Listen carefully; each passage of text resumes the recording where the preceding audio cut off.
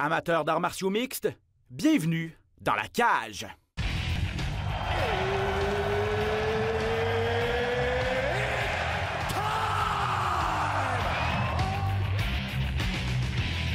Introducing first, Benoît Baudouin, RDS Info à Las Vegas. and now introducing his opponent. C'est terminé! Victoire de Patrick Côté! Merci beaucoup tout le monde au Québec.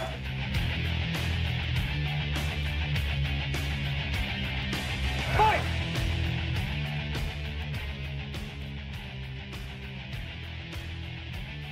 Oui, salut tout le monde, bienvenue à cet autre épisode de Dans la cage. Ben Baudouin en compagnie de Patrick Côté. Yo, ça va? Yes, en forme toi aussi? Très en forme. Excellent. Vous serez content d'apprendre qu'il y aura enfin un gala de l'UFC cette fin de semaine présenté sur nos ondes après une pause de 3 semaines. L'UFC qui fait son retour, ce sera du côté de Washington. Alistair Overeem contre Jairzinho Rozenstruik en grande finale de ce gala. Au cours de la prochaine heure, on va bien sûr mettre la table en fait pour ce gala de l'UFC du côté de Washington. Quelques bons combats intéressants également. On va faire le tour de l'actualité aussi. Mais tout d'abord, Pat, si tu le permets, Ben oui. parce qu'on a eu un invité spécial. On a un invité spécial cette semaine au podcast, tel que promis la semaine dernière. Le poids lourd de l'UFC, le Français Cyril Gane, est notre invité. En fait, je lui ai parlé un petit peu plus tôt ce matin, en direct de Paris. Il se prépare, je vous le rappelle, pour un combat à Busan, en Corée du Sud, le 21 décembre prochain. Donc, on a parlé un petit peu de tout ça. On a parlé de son parcours également et de ce qui s'en vient pour lui dans les prochaines semaines. Donc, on va l'écouter, Pat, l'entrevue que j'ai réalisée avec Cyril Gane. En compagnie de Cyril Gane, qu'on rejoint en direct de Paris présentement. Cyril, bonsoir à ton heure. Comment vas-tu? Ça va bien, merci. Bonjour tout le monde. Excellent. Cyril, bon, ça va assez vite pour toi par les temps qui courent. Le 24 mai dernier, donc on remonte à peu près 6 mois passés, tu te battais contre Roger Salsa à Gatineau. C'était dans le cadre de TKO 48. Aujourd'hui, tu es en plein camp d'entraînement pour déjà ton 3e combat à l'UFC contre Tanner Boser. Comment est-ce que tu décrirais d'abord les 6 derniers mois de ta vie? Bah, franchement, je dirais plutôt chanceux. Je trouve que Cyril Gane, il est pas mal chanceux, qu'il a les bonnes étoiles avec lui et que j'ai l'impression que ça va continuer. Je veux en tout cas que ça continue. Non, c'est vrai que c'est vraiment de bonnes nouvelles de pouvoir combattre, surtout de pouvoir combattre et de sortir des combats non blessés. C'est surtout ça qui fait que j'arrive à combattre rapidement. Ouais, exact. Oui, très content. 2 victoires déjà très convaincantes à l'UFC pour toi. Et bon, je disais que ça va vite. Et les gens, les observateurs, les analystes, lorsqu'ils parlent de Cyril Gane, te voient déjà comme un prétendant au titre, ou à tout le moins quelqu'un qui rapidement va être en mesure de gravir les échelons pour peut-être se battre pour une ceinture, là. Est-ce que tu es surpris déjà que peut-être d'une part de ton succès et d'autre part de ce que les gens voient en toi, là? Oui, c'est toujours une bonne surprise parce que même si moi j'avais confiance en moi, même si mon coach Lopez avait confiance en moi, faire une entrée comme on a faite et surtout voir l'impact que ça a eu dans le milieu de l'UFC, bah si, ça nous a surpris. Ça nous a surpris et c'est plutôt une bonne surprise. Ben, parce que peut-être raconte-nous un peu ton parcours, parce que, sauf erreur, ça fait pas très longtemps que tu pratiques les arts martiaux mixtes. T'as un background de Muay Thai, c'est ça? Donc, quand est-ce que tu as commencé à pratiquer le Muay Thai et pourquoi tu as décidé de faire le saut en arts martiaux mixtes? Ouais, alors j'ai 29 ans, j'ai commencé le Muay Thai à 24 ans, j'en ai fait 3 ans, 3 ans qui se sont superbement bien passés. Et par la suite, je cherchais des poids lourds en fait avec qui tourner parce que dans mon club, il se faisait rare. Et j'ai toqué justement au sein du gym MMA Factory. Et c'est là où j'ai fait la rencontre de Lopez qui, après 2 entraînements avec lui, a voulu travailler avec moi. Et donc là, ça va faire 2 ans qu'on travaille ensemble. Début d'année prochaine, ça fera 2 ans pile poil. Et donc du coup, ça fait que 2 ans que je pratique les arts martiaux. Donc c'était vraiment... Le MMA, pardon. Donc c'était vraiment parce que tu ne trouvais pas d'adversaire en Muay Thai que tu as décidé de passer aux arts martiaux mixtes, c'est ça? Pas de partenaire, de sparring partner. OK. C'est ça. Chercher des sparring partners pour pouvoir m'entraîner. Et je sais qu'au MMA Factory, il y avait Francis Ngannou, il y avait d'autres poids lourds, il y avait un vivier de poids lourds. Et comme sur Paris, bon, ça se fait quand même assez rare, des poids lourds de qualité. Eh bien, comme le gym n'était pas si loin de chez moi, j'ai toqué à la porte et c'est comme ça que ça a commencé.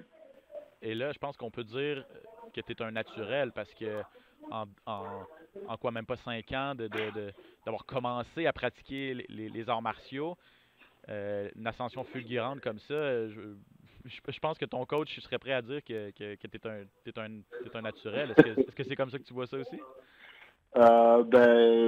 Obligé de constater que forcément c'est un parcours pas aussi particulier que les autres, ça va un peu plus vite que les autres, donc oui, il y a un peu de ça, mais au-delà de ça, il y a quand même du boulot derrière. Ouais. Et puis il y a quand même les pieds sur terre, on est quand même conscient que même si ça se passe super bien et que j'ai des grandes facilités, eh bien demain il y a quelque chose qui pourra barrer ma route. Hein. Donc il faut que je continue à travailler fortement. Qu'est-ce qui t'a donné le goût de commencer à pratiquer ce sport-là, Muay Thai, arts martiaux? Le Muay Thai, c'était un pur hasard. Je faisais plus rien comme sport parce que je travaillais beaucoup dans le milieu professionnel. Et c'est un ami, comme je faisais plus de sport, qui lui faisait ses études en même temps que moi, qui m'a dit viens tester le Muay Thai vu que tu fais pas de sport. Et c'est comme ça que ça a commencé. Je me suis entraîné une fois, de temps en temps, 2 fois, 3 fois.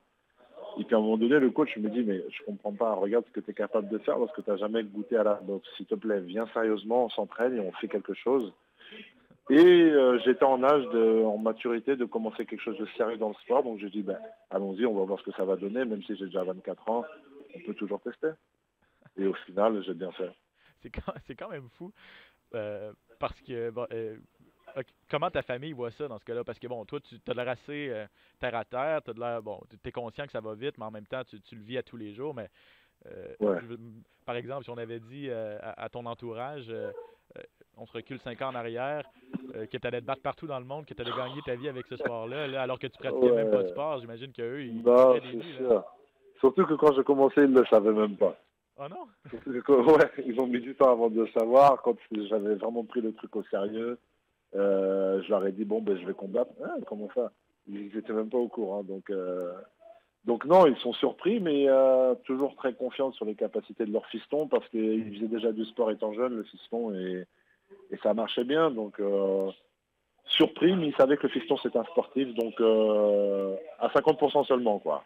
Mais c'est vrai que ça a été vite quand même. Et c'est une bonne surprise. Ça a été vite, mais ceux qui suivent le sport te connaissent, ceux qui l'ont suivi d'une part au Québec, parce que ta carrière en arts martiaux mixtes a commencé chez nous, on a appris à te connaître, et ceux qui regardent l'UFC apprennent à te connaître également. Lorsqu'ils voient ton gabarit et tes qualités athlétiques, ne sont pas nécessairement surpris de tes succès. Je veux peut-être revenir, Cyril, sur ton dernier combat là, contre Dante Elmaze à Singapour.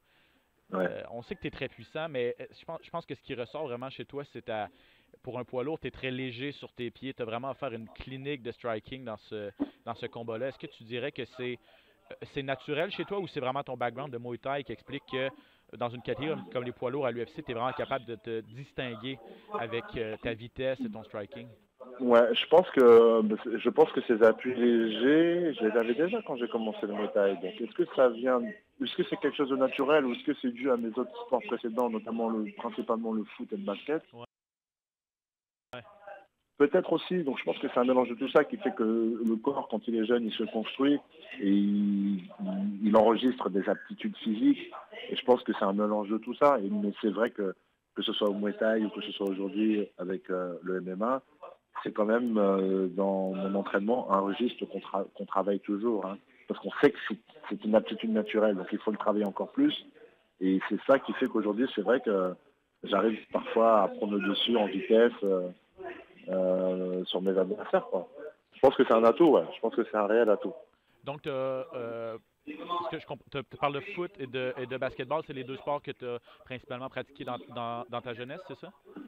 C'est ça, principalement beaucoup de foot, je dirais, depuis mon plus jeune âge, hein, genre 5-6 ans, jusqu'à on va dire pendant 10 ans au moins, j'ai pratiqué le foot. Et derrière, j'ai pratiqué presque jusqu'à mes 24 ans de basket. Hein. Ouais. Donc deux sports qui demandent vraiment un bon footing, un bon jeu de pied. Oui, c'est ça. C'est par la suite, ne serait-ce que dans le Muay Thai, déjà j'étais toujours léger. Hein. Je tournais autour des 100 kilos. C'était un poids de forme par rapport à mon gabarit où je me sentais vraiment léger. Et donc c'est après avec le MMA que je me suis un peu plus alourdi, mais j'ai quand même gardé ce petit jeu de danse, on va dire, Ouais. avec les applis, quoi. Penses-tu qu'on est mûr chez les poids lourds à l'UFC ou en arts martiaux mixtes en général pour ce nouveau style-là? Bon, je ne veux pas peut-être comparer à Mohamed Ali, mais tu sais, quand il est arrivé chez les poids lourds en boxe, un gars Oui. rapide comme lui a un peu créé un peu une révolution. Ce qu'on voit présentement chez les poids lourds à l'UFC, des gros cogneurs, mais qui sont assez plats sur leurs pieds. Donc, ce que tu amènes, est-ce que tu penses que ça peut te permettre de te démarquer dans cette catégorie-là Ouais. et de peut-être changer la vision qu'on a des poids lourds? Franchement, ouais, j'ai bien envie. J'ai bien envie qu'on prenne ça au sérieux et surtout, j'ai bien envie d'être le premier et de vraiment affirmer ce style-là. Et je pense que c'est qu'avec les victoires que je pourrais l'affirmer et dire que c'est un style qui est très important d'avoir dans son bagage technique, parce que c'est bien de taper fort, tout le monde peut taper fort, donc ça tape en même temps, ça peut toucher en même temps, bon, hein. Mais le fait de pouvoir bouger, voir les choses, revenir dedans, frapper, rebouger, reprendre du recul, peut-être que ça peut apporter un nouveau truc à la division. Est-ce que tu te sens, est-ce que tu te permets de rêver à ça? Tu sais, je parlais en début d'entrevue de la ceinture, les gens te voient là. Est-ce que toi-même tu te permets de rêver à ça ou tu te dis, wow, là, faut que je prenne un pas de recul, j'ai seulement deux combats à l'UFC, 5 combats au total. Ouais. Ou non, tu as le moyen de tes ambitions et c'est là que tu veux aller? Ben, en fait, c'est un journaliste qui m'a posé la question. Alors, qu'est-ce que vous pensez, Cyril? Comment vous voyez Cyril dans un futur proche ou un peu moins proche? Eh bien, moi, je disais, de toute manière, j'ai envie de rester à l'UFC pendant 10 ans et voilà, moi, je suis bien. Il m'a dit, et la ceinture, vous y pensez pas? Eh ben, même pas, en fait. Parce qu'à mon avis, je pense que je prends les choses étape par étape. J'ai même pas la ceinture en tête. C'est un objectif, c'est un bonus en plus. Mais puis c'est une logique aussi qui viendra si jamais je performe et que je continue à gagner mes combats, forcément. Mais moi, le fait d'être, c'est un peu nul ce que je dis, mais le fait d'être au sein de l'UFC pendant 10 ans, gagner de l'argent, c'est mon métier, et mettre à l'abri la famille, c'est mon premier objectif. La ceinture, c'est un bonus. C'est un bonus. Je comprends. Ouais. Je pense que c'est une très bonne vision de voir les choses et surtout jusqu'à présent, tu as été en mesure de faire 2 combats, mais tu n'as jamais été touché. C'est ça. Oui. Non seulement tu es en mesure de bien performer, de réussir des finishes, mais c'est important également pour toi de te protéger également dans tout ça et de ne pas subir de blessures. Ouais. Non, ça c'est vrai que alors après, des fois, moi je trouve que c'est la chance qui fait que si tu ressors d'un combat avec des bobos ou pas, parce que même si tu prends aucun coup, ça m'est déjà arrivé des combats où je prenais aucun coup, mais je ressortais avec une main cassée, avec un orteil cassé, avec un poumon perforé, par exemple. Donc je pense que ça c'est une part de chance. Pour parler de la nouvelle génération, bon, je le disais, tu fais partie de cette nouvelle génération de combattants poids lourds. Il y a un gars qui va se battre cette fin de semaine, Jairzinho Rozenstruik, un gars du Suriname, qui également, un peu à ton image, réussit à avoir une ascension vraiment fulgurante à l'UFC. Ouais. Et en est déjà à un premier combat final. Qu'est-ce que tu penses de ce gars-là et crois-tu que vraiment toi, lui et d'autres, vous représentez, comme je disais, la nouvelle génération? Je pense qu'il a pu démontrer qu'il avait un knockout power assez impressionnant. Ouais. Malgré que son poids soit pas si démesuré, je crois qu'il est même pas au-dessus des 110 kilos. Je crois qu'il est même en dessous, mais donc ouais, non, il est arrivé, il touche, il fait tomber les gens d'une manière assez surprenante. Et donc je pense que oui, il est clairement affirmé comme une nouvelle génération. Et donc j'espère suivre parce qu'il a quand même plus de combats que moi, si je dis pas de bêtises. Et j'espère suivre ses traces. J'espère que oui, je ferai partie aussi de ce groupe de nouvelle génération qui arrive dans la division. Et je pense qu'on peut mettre également Francis Ngannou, qui il y a quelques années a également connu une belle ascension avec sa puissance, à l'image de Rozenstruik, a réussi à rapidement gravir les échelons. C'est quoi ta relation avec Francis? Vous vous entraînez au même gymnase, j'imagine que vous vous connaissez? Ben non, justement, on se connaît pas si bien que ça parce que en fait, quand moi je suis arrivé, il avait déjà déménagé aux États-Unis parce qu'il vit aux États-Unis, Francis. Ouais. Et donc j'ai pu partager avec lui des entraînements parce qu'il revenait tout le temps préparer ses combats ici. Et mais maintenant il ne vient plus trop. OK. Mais tout ça pour dire que lorsqu'il venait, bon, Francis c'est quelqu'un d'assez, pas d'isolé, mais quelqu'un qui aime bien être seul, réfléchir, faire ses choses, et donc il n'est pas trop il déborde pas d'émotions, d'amitié envers les gens et tout. Il fait son truc, il est très concentré sur sa carrière, il est très concentré sur ce qu'il fait. Donc j'ai pas forcément une relation hyper proche avec lui, non. Est-ce que vous avez le même entraîneur ou est-ce qu'il a encore le même entraîneur que toi Je qui pense entraîne au que MMA Factory? Alors c'était Fernand Lopez, Ouais. celui qui l'a monté, celui qui l'a accompagné.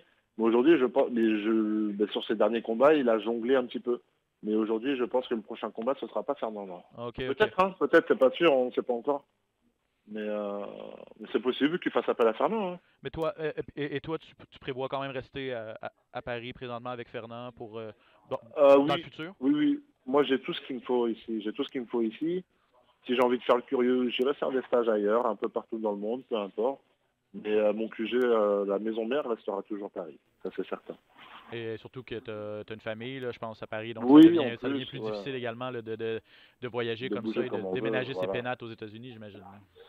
C'est ça. Bon, après, c'est quelque chose qui est complètement envisageable. Hein. Mais c'est pas prévu dans mes projets. Excellent.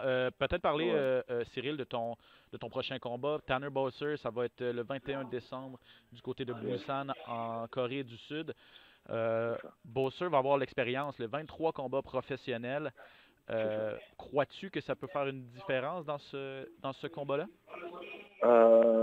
Alors, il y a un truc qui fait que sur le papier c'est impressionnant, c'est-à-dire qu'il a 23 combats, moi j'en ai que 5, mais il faut savoir que j'ai quand même mon background de Muay Thai, donc j'ai quand même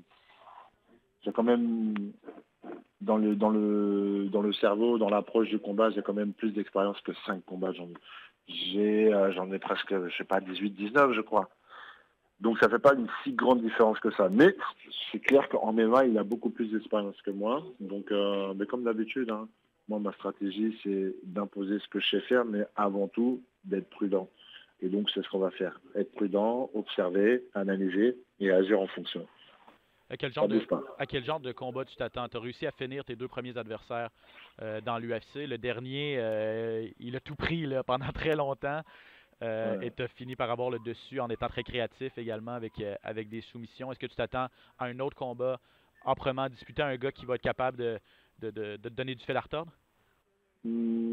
J'arrive jamais à visualiser mes combats. J'arrive jamais à prédire comment ça va se passer. Je ne peux pas vous dire que ça va se terminer comme ça au premier round ou comme ceci au deuxième. J'en ai aucune idée. Ce que je sais, c'est que dans tous les cas, Cyril, ce sera toujours la bagarre. Toujours. Donc, tu es prêt à toute éventualité contre toute Boser. éventualité. On va être très prudent, on va observer et on va adapter. Et ceux qui ont suivi ta carrière au Québec, chez TKO, TKO va être très bien représenté du côté de Busan.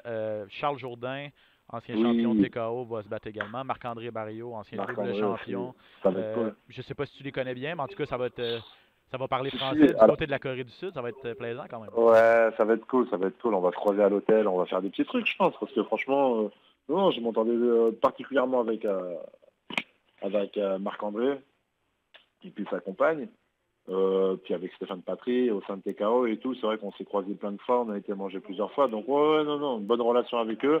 Charles Jourdain, moins proche, mais bonne relation aussi avec. Donc ça va être cool. Cool. À quel moment tu prévois te diriger vers la Corée du Sud avec le décollage horaire et tout ça? Est-ce que le plan est déjà mis sur pied? Alors en fait, je pense qu'on va arriver là-bas le 15, je pense. Donc une bonne semaine pratiquement avant le combat. Ouais, je pense qu'on va arriver le 15, 15-16. En même temps, tu es un habitué de tout ça. Là. Tu t'es battu au Québec, tu t'es battu en Amérique du Sud, tu t'es battu ça fait à déjà pas mal de Singapour. voyages. Donc, c'est vrai. J'ai jamais combattu en Europe. Ouais. Non, c'est ça. Donc c'est à chaque fois des voyages. Peut-être te demander l'importance du Québec dans ton développement. Est-ce que tu vas toujours garder un petit attachement pour le Québec vu que c'est ici que tu as fait tes débuts en arts martiaux mixtes? Toujours, exactement. Toujours. J'ai tellement apprécié exercer mon métier avec TKO au Canada, au Québec précisément, que c'est quelque chose qui m'a marqué. Ça m'a même donné envie d'y habiter à un moment donné. Ah ouais? Ouais, vraiment. J'ai vraiment apprécié la région et les cousins, les habitants. que j'en aurai toujours un très bon souvenir et que je serai toujours proche avec ça. Vraiment. Je suis sûr que les gens du Tristar t'accueilleraient à bras ouverts. Ouais, franchement, ouais, ce serait un plaisir d'y aller, de prendre le temps d'y aller. Franchement, ouais. Est-ce que tu prévois, bon, tu t'as dit que tu avais de la difficulté par certains moments à trouver des partenaires d'entraînement, et je reviens à nos fameux analystes, nos fameux observateurs qui te regardent aller et qui voient ton cheminement, qui sont impressionnés, qui disent, ben ça va peut-être être difficile de lui trouver des adversaires même. Il n'y a peut-être pas beaucoup de gens dans le top 10, dans le top 15 de l'UFC qui vont prendre le risque d'affronter un gars comme Cyril Gane. Est-ce que c'est quelque chose à quoi tu penses, qui te fait peur, qui t'inquiète?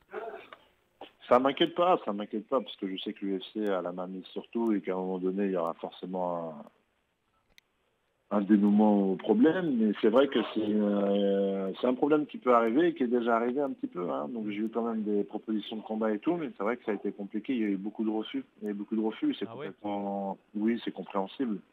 C'est complètement compréhensible. Je m'apparente comme quelqu'un de mine de rien, pas facile à prendre, assez dangereux, assez complet. Et au final, qui a un palmarès assez petit, quoi. Ouais. Donc rien de bon à aller gratter un client comme moi, quoi.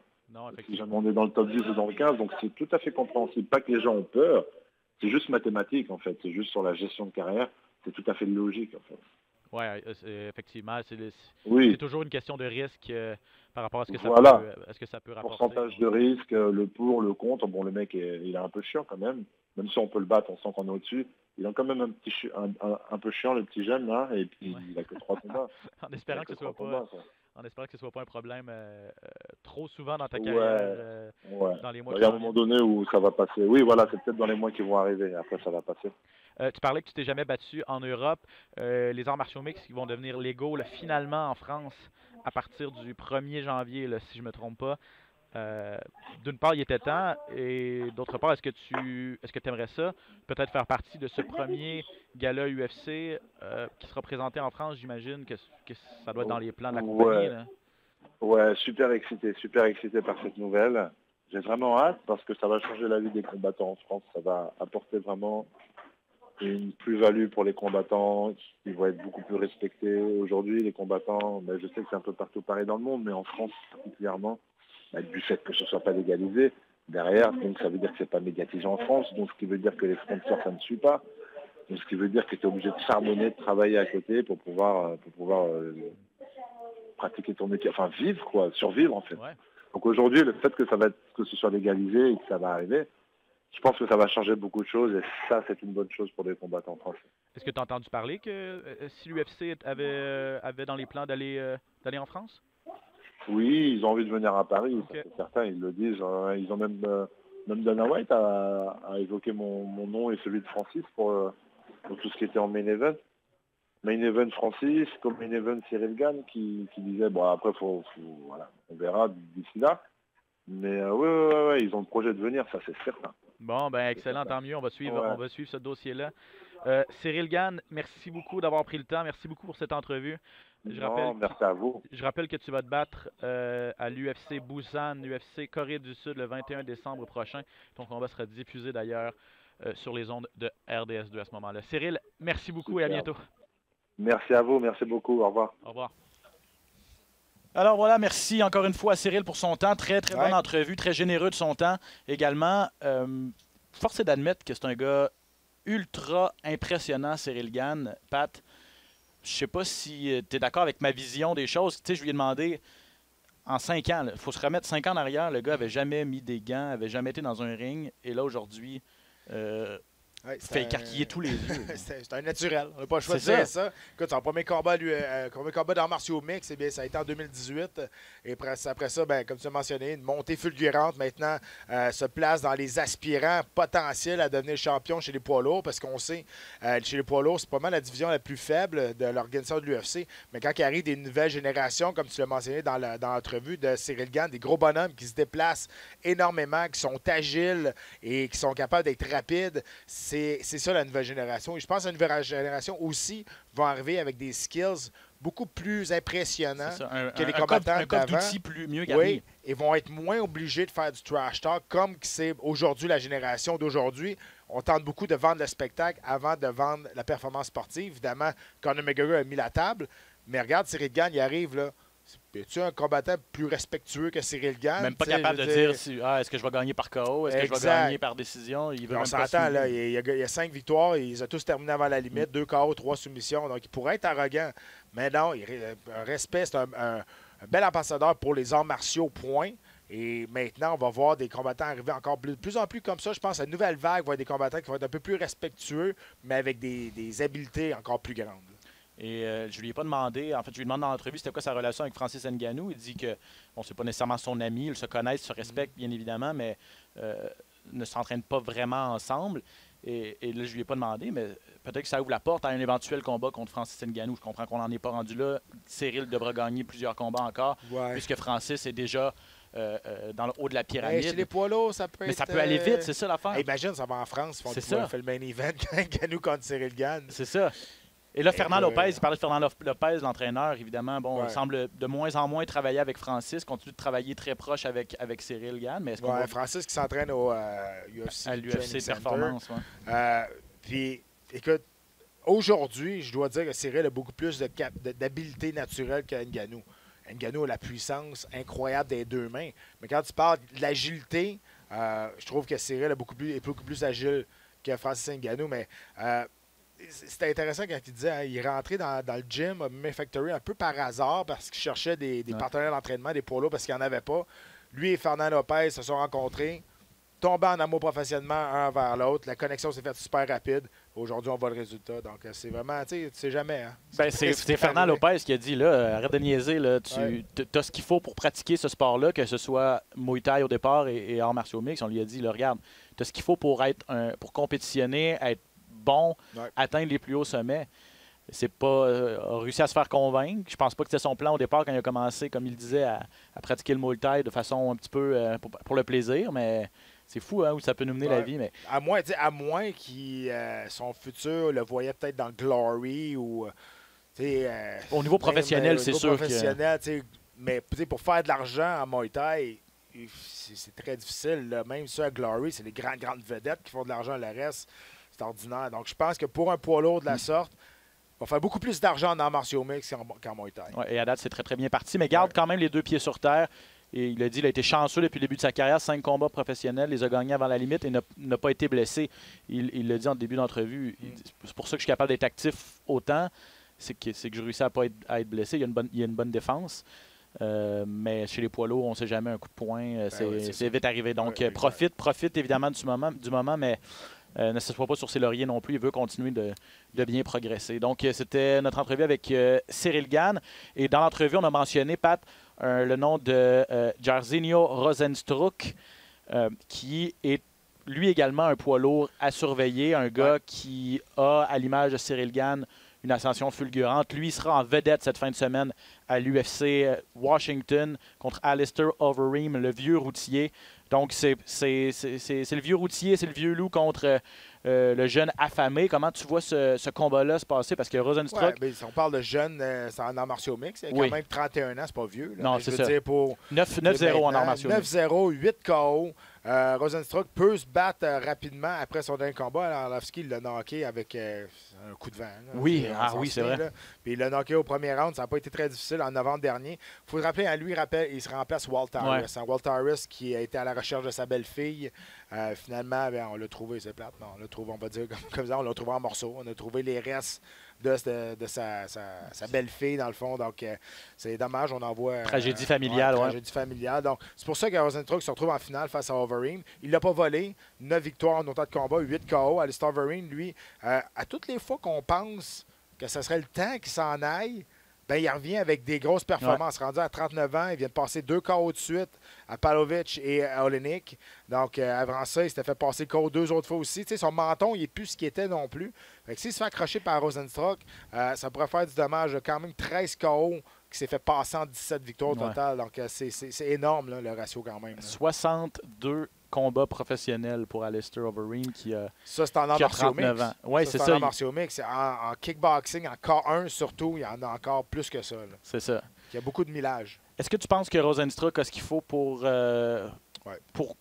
gagner d'une part et puis peut-être même continuer de gravir les échelons? Est-ce que c'est un gars qu'on voit rapidement dans des combats d'envergure, des combats de championnat ou éliminatoire tout le moins? Ben, c'est là qu'on va le voir. Puis encore une fois, je sais, là, ça fait 3 fois que je le dis, mais je me répète, mais des poids lourds, c'est une division qui est vieillissante. Ceux qui sont encore dans le top, c'est des gars comme Alistair Overeem, des gars comme Arlovski, c'est des vieux de la vieille. Là, des nouveaux qui arrivent, comme Cyril Gane et Rosenstruck, il n'y en a pas tant que ça. Il n'y en a pas beaucoup.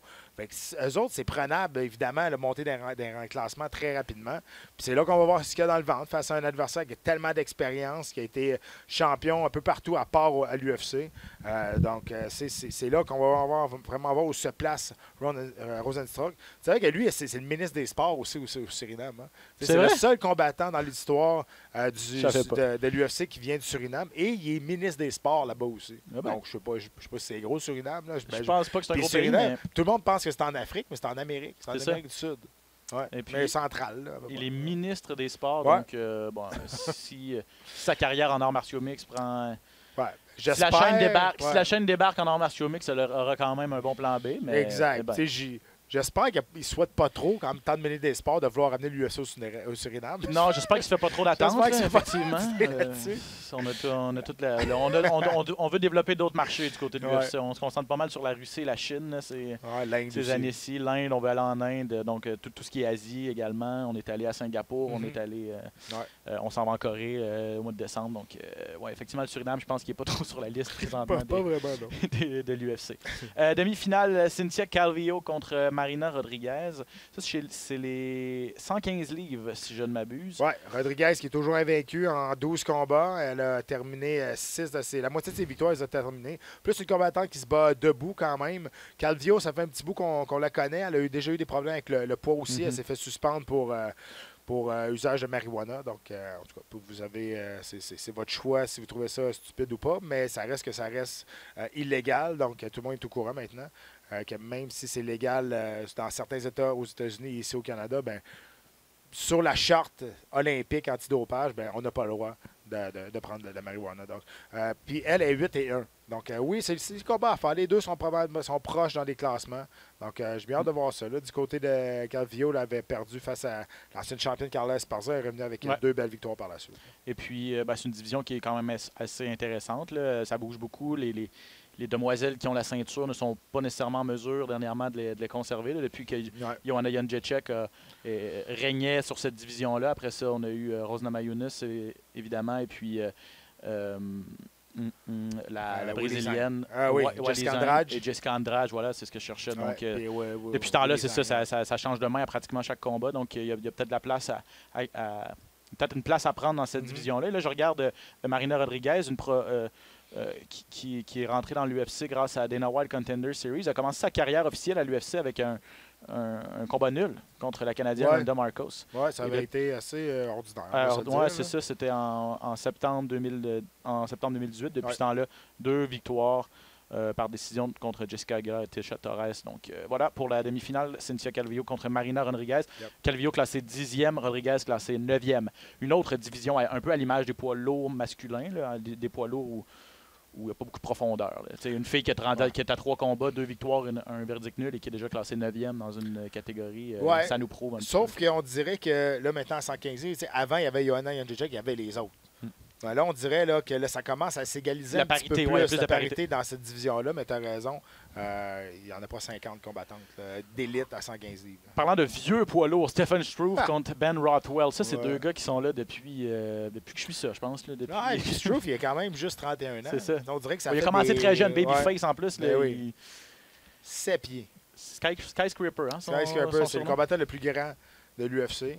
Lui, attention, il n'était pas supposé continuer à combattre. Non, il avait un problème avec un souffle au cœur, puis il avait un problème de cœur, puis finalement, il est revenu. Au premier combat qu'il est revenu, il y a eu une crise de panique dans son vestiaire. OK. Puis finalement, il ne s'est pas présenté au combat. Le combat a été annulé. Je me souviens plus c'était contre qui.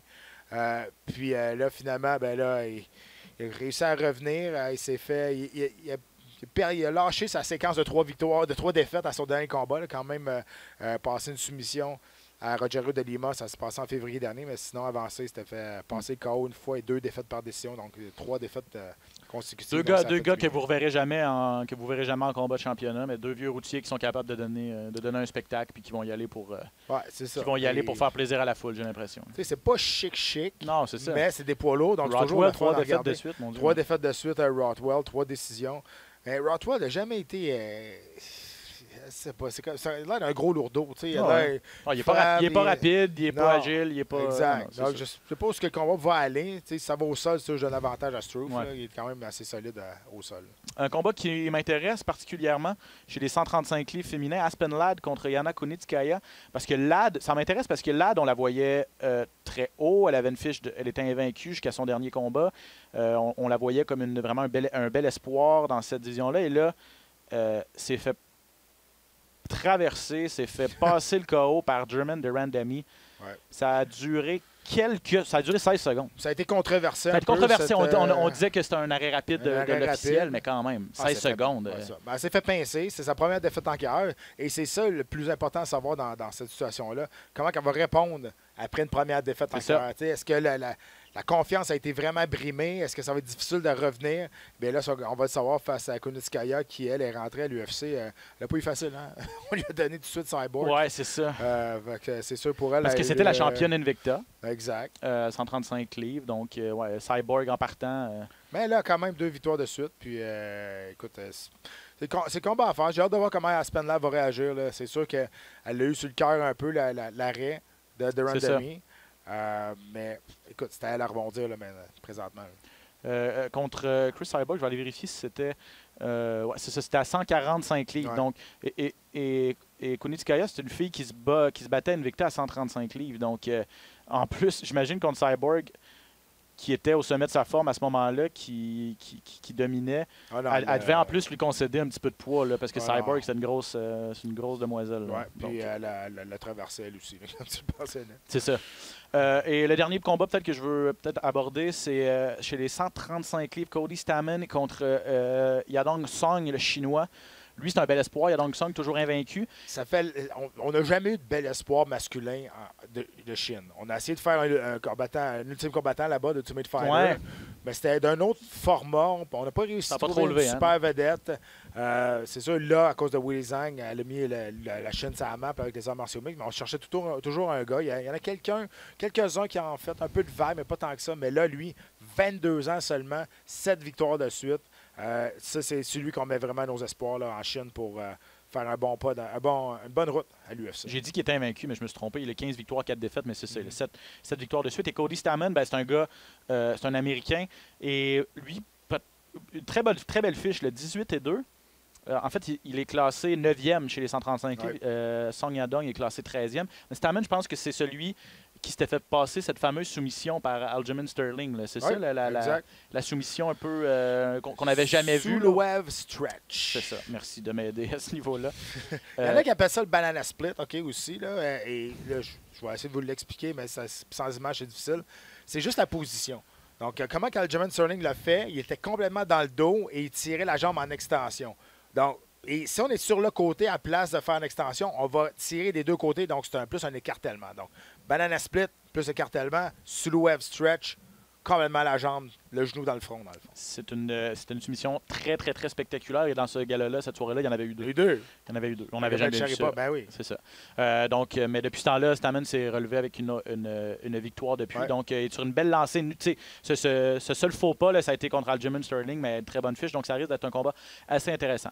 Le gala de l'UFC de Washington est présenté, bien sûr, sur les ondes de RDS2. Les heures habituelles cette fin de semaine, donc 19h. Avec Pat et Jean-Paul qui seront à la description et à l'analyse de ce gars-là. On va être en forme, ça fait 2 semaines qu'on n'a pas eu. Ben, c'est ça. 3 semaines de vacances. Vous êtes mieux d'être en forme. Mais là, je pense que vous allez être heureux de vous retrouver. Ben oui. Donc, je voyais des notes cette fin de semaine pour ce gars-là. On va terminer, comme à notre habitude, notre émission avec faire le tour de l'actualité dans les arts martiaux mixtes. Vous vous rappelez que la semaine passée, on a fait le tour de tous les combats qui avaient été annoncés. Il y en avait plusieurs très intéressants. On vous a parlé de Conor McGregor qui voulait revenir, en tout cas qui avait annoncé que ça se passait. Ça a été finalement confirmé par l'UFC contre Cowboy Cerrone. L'UFC 246, ça va se passer au mois de janvier prochain. Le 25 janvier, je vais vérifier la date exacte, mais en tout cas, c'est au mois de janvier, le premier gala pay-per-view. 18, OK. Ouais. Le premier gala pay-per-view de l'année 2020. 2020, ouais. Écoute, on est super contents, on s'en attendait, sauf que c'était à 170 livres. C'est ça, hein? C'est un peu ça que le monde se demandait. Pourquoi il revient à 170?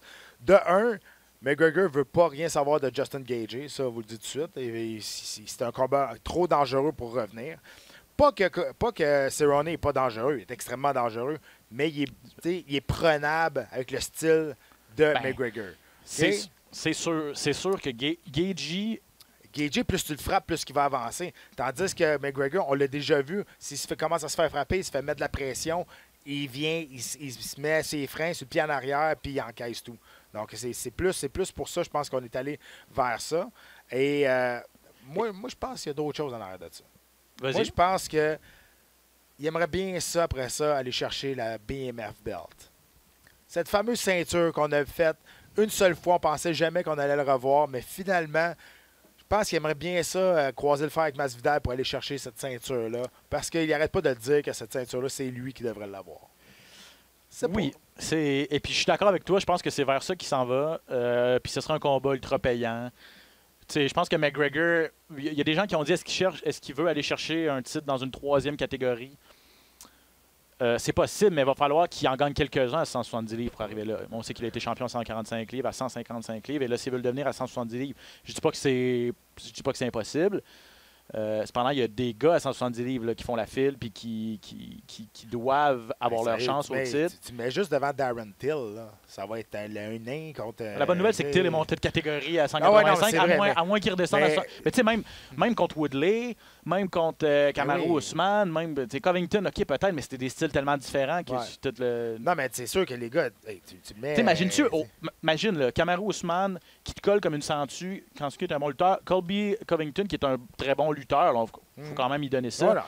Avec son gabarit, il va, s'il amène McGregor au sol, McGregor n'a pas de background de lutte, ça peut être long pour Conor. Là. Ça peut être plate comme combat. Il y a beaucoup plus.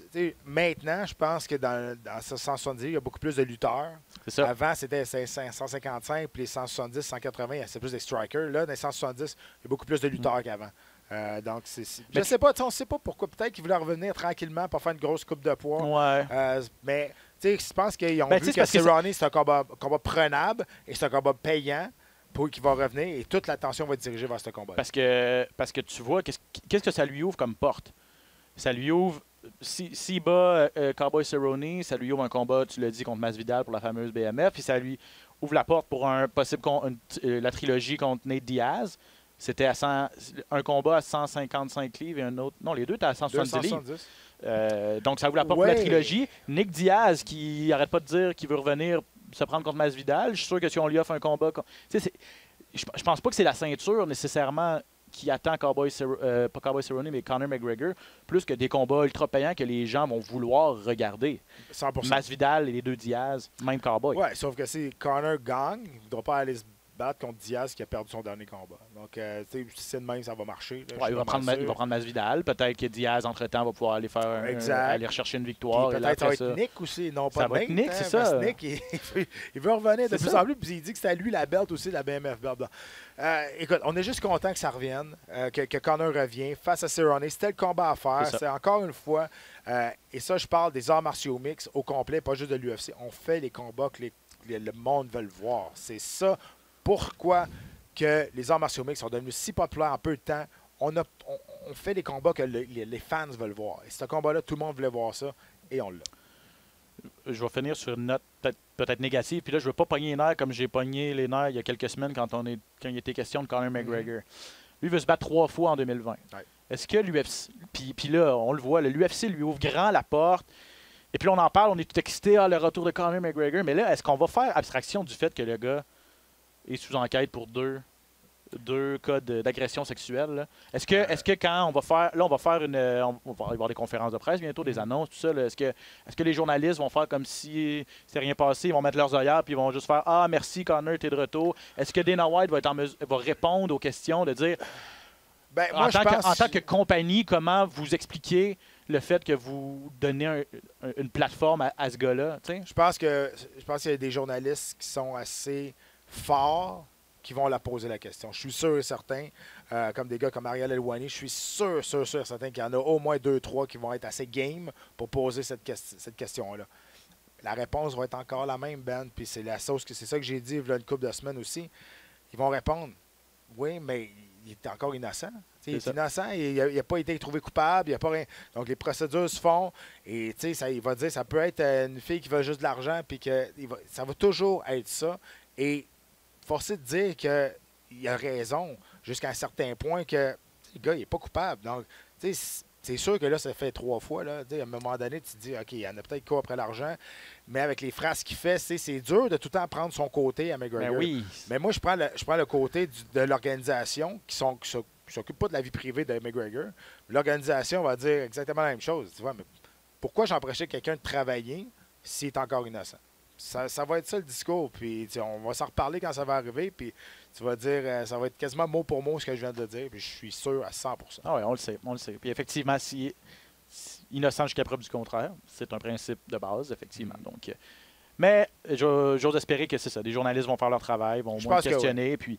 et puis ça va forcer Conor McGregor à faire une introspection aussi. Parce que là, si tu fais frasque après frasque après frasque, erreur après erreur après erreur, puis tu n'as aucune conséquence, puis tout ce que tu as à faire, c'est payer pour t'en sortir, ben, à un moment donné... Puis tu sais quoi, je suis même pas sûr qu'il va y avoir beaucoup de trash talk dans ce combat-là. Avant le combat, le build-up, je pense pas. Même ils l'ont dit. Les deux se respectent beaucoup. On a juste hâte d'aller dans l'octogone. Mais s'il y en avait eu, je te confirme que Cerrone l'aurait ressorti, ça. Je suis sûr. Cerrone est capable de parler. Là. Il ne va pas se laisser boucher par McGregor. Il l'aurait sorti. La bonne nouvelle, c'est que je suis pas sûr qu'il va en avoir. Non, c'est ça moi non plus, parce que c'est ça. On regarde le duel, le match-up, on voit ces deux légendes pour des raisons différentes. Mais Cowboy Cerrone, oui, a perdu ses 2 derniers combats, mais tous ses accomplissements dans la cage font en sorte que tu es content pour lui. Content de l'opportunité qu'il a, va faire un bon chèque de paie, va être en finale. Puis il vient de signer un nouveau contrat. En finale d'un pay-per-view, c'est pas négligeable au niveau monétaire. Donc, puis tu sais, il peut pas en perdre 12 en ligne, Cerrone. Ça va rien changer. Le 13e, on va le regarder puis on va être content de le voir pareil. Ah, ben ouais. BJ Penn, je sais pas si c'est ça qui arrive, mais bon. Non, mais BJ Penn, il est devenu plate. Mais Cerrone a atteint ce statut-là, de dire. Oui. C'est ça. Et puis, en passant, tu as raison, c'est bien le 18 janvier 2020, UFC 246, le retour de Conor McGregor. Plusieurs combats qui ont déjà été annoncés là, pour ce gala-là. André Fili contre Sodiq Youssouf à 145 livres. Roxanne Modafferi contre Macy Barber. Intéressant, Macy Barber, la suite de sa carrière à 125 livres. Oui, puis Modafferi, c'est pas une machine, là, mais elle a beaucoup d'expérience. Donc, c'est là qu'on va voir. C'est ça. Je pense que Barber va être favorite dans ce combat-là, mais effectivement, on voit Barber, on veut la monter, puis on lui donne. Combat en combat, on essaie d'augmenter un petit peu le niveau de compétition. On la construit comme il faut. C'est ça.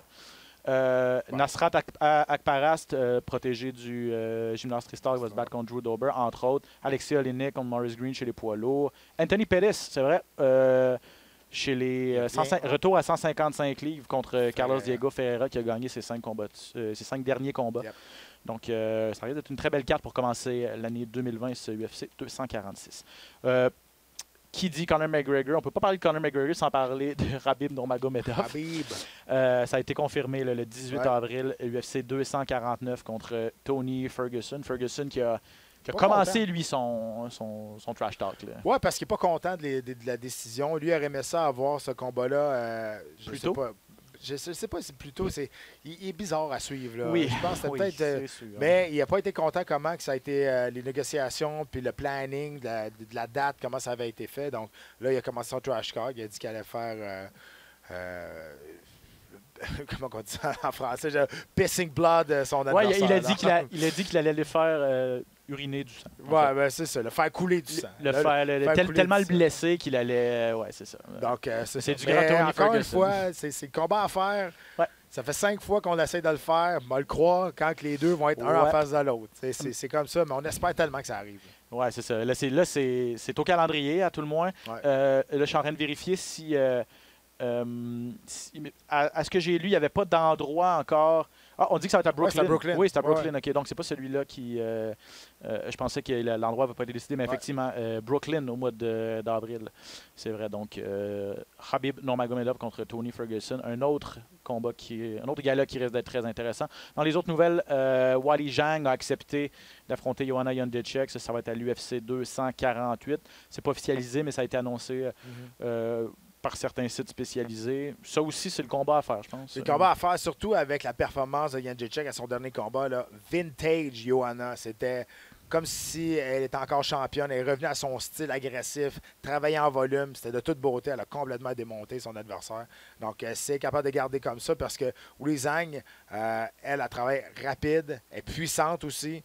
Donc, c'est un clash de style parce que les deux, ils se ressemblent énormément au niveau du combat debout. En fait, c'est ça. Ils se ressemblent beaucoup parce que si les gens se fient juste sur le dernier combat de Weili Zhang, où elle a passé un crochet à Jessica Andrade et ça a été terminé, normalement, c'est pas une fille qui réussit à passer le KO avec un seul coup de poing. C'est également un peu comme Jędrzejczyk, qui est une fille qui va travailler en volume aussi. C'est ça, exact.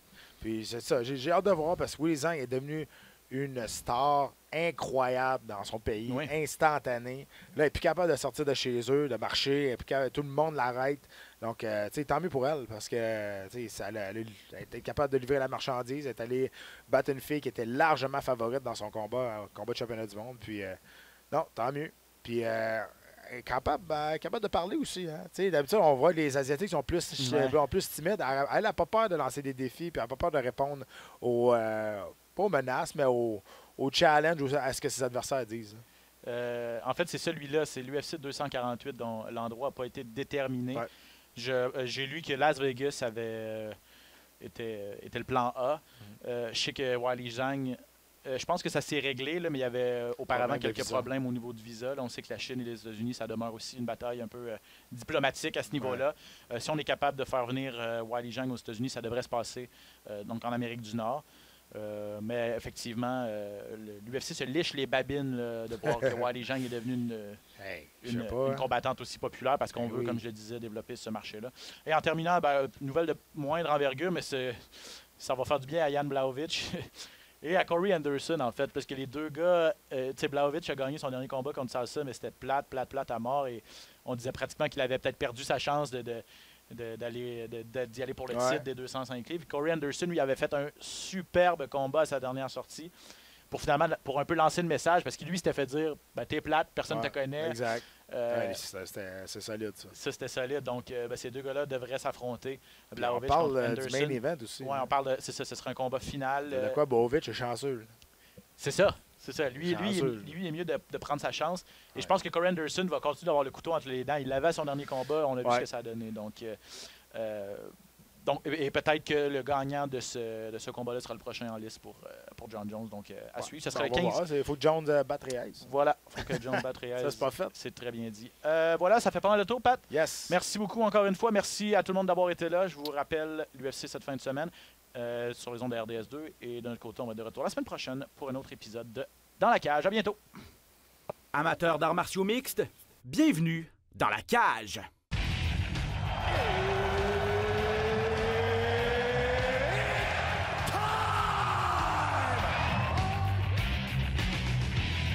Introducing first.